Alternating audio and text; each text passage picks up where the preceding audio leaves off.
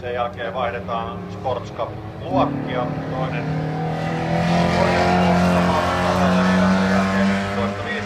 ja GT3 Cup Challenge-miehet vuoroon. Ja tosiaan, jos siellä joku ei kuullut vielä, eli sinne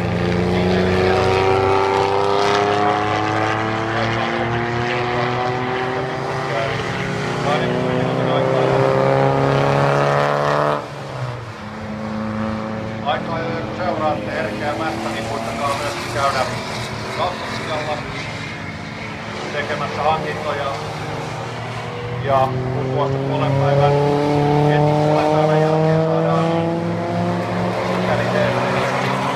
Vassari, Haru, Nylund, Niemi, Laivola, Lintumäki, Laivola ja Palmberg, miten he sitten Westergaardin kyytiin vastaavat. Safety car tulee radalta pois, autot ryhmittyvät siihen lähtömuodostelmaan.